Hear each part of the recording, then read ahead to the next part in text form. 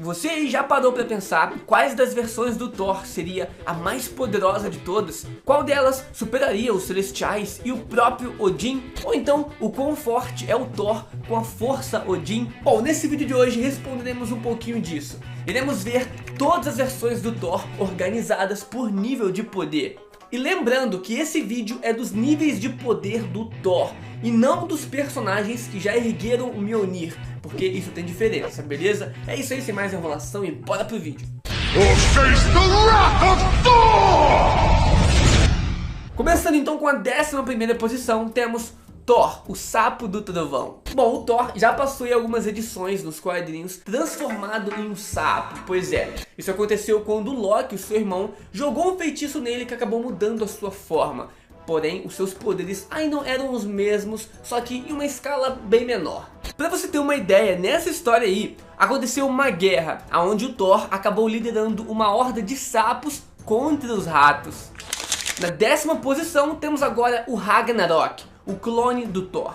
Bem, durante a Guerra Civil dos quadrinhos, o Thor não podia participar. Ele estava ocupado demais com seus ofícios de deus asgardiano. Então, Tony Stark criou o seu próprio Thor para aumentar a força do seu time. Usando um fio de cabelo do Thor e com a ajuda da tecnologia do Hank Pym, que na verdade nesse momento era um Skrull disfarçado, e com mais a ajuda do Reed Richards, que é o Senhor Fantástico, eles conseguiram criar esse clone super poderoso, que foi capaz até mesmo de derrotar a Tempestade e o Golias. Porém, esse clone não foi forte o suficiente para vencer o Hércules e acabou sendo derrotado pelo semideus do Olympus. Então esse clone, apesar dele ter uma parcela dos poderes do deus do trovão, ele não é o Thor. Então os seus poderes são em uma escala bem reduzidas. Até mesmo o seu martelo, o seu Mjolnir, não é o Mjolnir encantado lá com os poderes do deus do trovão, e sim um martelo feito com a mesma liga lá do escudo do Capitão América. Então por isso ele acaba ficando aqui nessa posição. Na 9ª posição temos agora o Venom Thor. Como o próprio nome já diz, uma fusão do Venom e do Thor. Por um breve momento dos quadrinhos de What If, que traduzindo é o que aconteceria se, o simbionte Venom que estava no Homem-Aranha sente outros seres mais poderosos. Então larga o Spider e se junta ao Hulk. Porém depois ele também larga o Hulk e se funde com o Thor. Bom, então essa versão tem todos os poderes do Deus do Trovão, mais os poderes do simbionte Venom. Por isso ele é extremamente poderoso. Porém o Venom tem uma grande fraqueza, que é a sua fraqueza a frequências de som. Então a Gata Negra nessa história aí consegue derrotar essa fusão do Thor com o Venom usando uma arma sônica. Por isso então acaba não sendo tão poderosa, já que tem uma fraqueza bem complicada. Na 8ª posição agora temos o Thor Zumbi. No mundo dos mortos-vivos dos quadrinhos, chamado de Marvel Zombies, até mesmo o Deus do Trovão não escapou da mortal contaminação viral e se transformou em um zumbi com fome insaciável. Porém, esse Thor, cara, acaba ficando em desvantagem com outras versões do Deus do Trovão, já que esse Thor Zumbi, ele não é mais digno de reerguer o Mjolnir, cara, o poderoso martelo do Thor. Então, essa versão acaba ficando sem grande partes aí dos poderes do Thor. Sem contar também que essa versão, como é um zumbi, ele vive como tal e não tem mais a inteligência de antes. E ele só acaba sendo forte mesmo quando está em grupo, e aí consegue fazer um belo de um estrago. Na 7ª posição temos agora Ultimate Thor. Nos quadrinhos existe um universo chamado Universo Ultimate, e nele temos alguns dos nossos heróis um pouco diferentes. Dizendo-se um deus nórdico, esse Thor é confundido por muitos como apenas um louco muito poderoso. Mas sim, ele é o Thor que foi banido de Asgard para a Terra. Nessa versão, pessoal, temos o Thor, porém o seu nível de poder é abaixo do Thor normal que conhecemos do universo principal da Marvel. Um exemplo para justificar o nível menor desse Thor é que ele já apanhou, cara, do Colossus dos X-Men, e também já foi dito que ele era fisicamente mais fraco do que o Namor e do que o Hulk. Por isso então, essa posição. Na 6ª posição temos agora o Thor-El, da Terra 9602. Essa aqui é a fusão do Superman azul com o Thor, que aconteceu nos quadrinhos Acesso Ilimitado, um crossover das editoras Marvel e DC, tipo Universo Amálgama.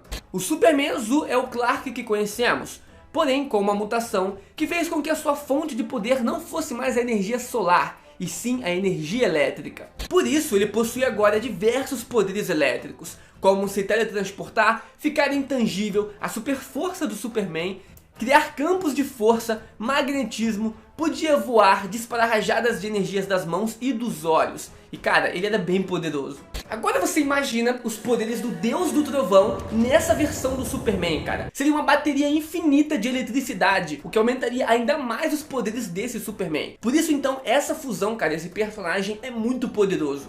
Thor-El é capaz de todos os poderes do Thor e também os poderes do Superman. Então, cara, além de todos que eu falei antes, ele também pode controlar o tempo, tem fator de cura, fisiologia de um deus, super velocidade e etc. É um arsenal de habilidades absurdos, que o deixa quase invencível. Na quinta posição temos Thorium, a fusão do Thor com Orion, o novo deus da DC. Darkseid, por exemplo, como sabemos, ele é um novo deus, cara, faz parte dessa raça aí de deuses da DC. E esse Orion, ele é justamente o filho do Darkseid. Ele inclusive já derrotou seu pai Darkseid e também já lutou de igual para igual com o Superman. Então dá pra ver, cara, que esse cara é super poderoso. Uma fusão dessa com o Thor dificilmente seria parada. Sem contar que essa versão, cara, nos quadrinhos, acabou liberando tanta energia para poder conseguir conter o Ragnarok desse universo, que se tornou um celestial, um dos seres cósmicos mais poderosos da Marvel.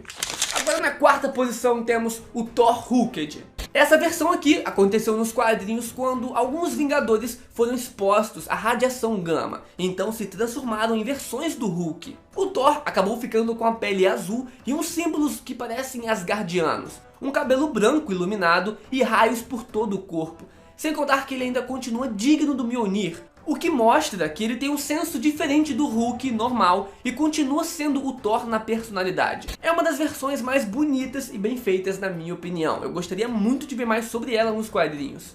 A gente pode observar esse Thor Hooked descendo o pau no Hulk vermelho e também no Homem-Aranha transformado no Hulk. Esse Thor Hooked se mostrou ser muito mais poderoso do que a versão do Homem-Aranha transformado no Hulk. Outro feito de força dele também foi derrotar vários Hulks vermelhos de uma só vez com seus raios, o que não é pra qualquer um, né? E eram muitos Hulks vermelhos, cara, quase a cidade toda transformada. Não tivemos outros grandes feitos desse personagem porque ele apareceu pouco nos quadrinhos, mas na minha opinião ele merece essa posição. Dá pra gente imaginar aí o que esse monstro seria capaz de fazer. Na terceira posição temos agora o velho Rei Thor. Resumindo bem, esse Thor aqui já viveu por muito mais tempo do que qualquer outras versões, evoluindo por milhares de anos e se tornando ainda mais poderoso. E também passou por muito mais experiências. Ele é o Thor do futuro, aonde o deus do trovão já se tornou o rei de Asgard e também substituiu o Odin. Ele já aprendeu a usar a Odin Force, que atualmente agora é conhecida como Thor Force. Obviamente, ele ainda acabou ficando um pouco mais velho. E como sabemos, quanto mais velho um Asgardiano fica, mais poderoso ele se torna. Por isso então essa versão é tão overpower e merece essa posição. Na segunda posição temos agora o velho Rei Thor mais a Força Fênix, uma fusão dos dois. Em uma história dos quadrinhos, quando o vilão Doutor Destino consegue absorver os poderes de parte dos Vingadores pré-históricos, né, aqueles Vingadores de 1 milhão de anos antes de Cristo, como o do Punho de Ferro, da Starbrand e também do Motoqueiro Fantasma, do Mago Supremo e mais um monte de heróis, ele se torna então uma divindade super poderosa. E só restam 2 heróis para combater esse vilão, o Wolverine e o Thor. O Thor nesse momento já era o velho Rei Thor. Ele já tinha muito mais conhecimento, mais experiência e automaticamente era muito mais poderoso. Já o Wolverine estava em posse do poder da Força Fênix. Porém o Wolverine, cara, ele sabia que mesmo em posse da Força Fênix não seria capaz de derrotar essa versão do Doutor Destino. Então o que ele faz? Ele simplesmente pega o poder da Força Fênix que ele tinha e dá todo pro Thor, cara, pro velho Rei Thor. E aí que a brincadeira começa. Thor recebe os poderes da Força Fênix e ainda com os seus poderes de Asgardiano e os poderes da Odin Force, ele se torna uma das coisas mais apelonas de todo o multiverso e consegue então derrotar o Doutor Destino. É difícil saber, cara, o que essa versão do Thor não seria capaz de fazer. Odin, em um momento dos quadrinhos que usou a Odin Force, criou uma galáxia e depois a destruiu, e também lutou de igual para igual com os Celestiais. Somando toda essa bagagem do Thor, mais a Força Fênix, que tem poderes de criação e manipulação das chamas cósmicas, imortalidade e fator de cura. Inclusive, a Fênix é uma entidade mais poderosa que o Galactus. Por isso então, eu coloquei essa versão do Thor nessa posição. Na primeira posição temos agora Rune King Thor. Essa aqui também é uma versão mais velha do Thor e mais sábia, que já passou por mais sacrifícios e batalhas do que qualquer outra versão. E assim se tornou Rune King Thor, a versão do Thor em que o deus do trovão recebeu a Odin Force e se tornou um ser acima dos celestiais, e ainda mais poderoso do que o seu pai Odin, mais acima ainda do que o Thanos e Galactus. Esse rei Thor tem poderes como telepatia, teletransporte, capacidade de viajar entre as dimensões, alterar a realidade e imortalidade, cara. Sem contar manipulação do tempo e manipulação da matéria, fora os seus poderes de Asgardiano. Rune King Thor é muito mais poderoso que isso, cara, visto que ele também adquiriu uma certa onisciência, depois de sacrificar os seus 2 olhos no poço de Mimir para ganhar o conhecimento das runas, e assim conseguir ver o passado, o presente e o futuro. Um feito que demonstra todo esse poder do Rune King Thor é quando esse Thor se reúne com os seres celestiais que se denominam deuses dos deuses. E então Thor acaba com todos eles em um único golpe, dando assim fim ao ciclo do Ragnarok por completo. Tipo assim, pessoal, nunca mais vai ter nenhum Ragnarok. E aí depois disso, esse Thor ele entra no sono dos deuses. Bom, essa cena que tá aparecendo aqui, cara, é uma dica do próximo vídeo. Então se inscreve no canal e deixa o like pra você não perder esse próximo vídeo. Falou, valeu, tamo junto e fui!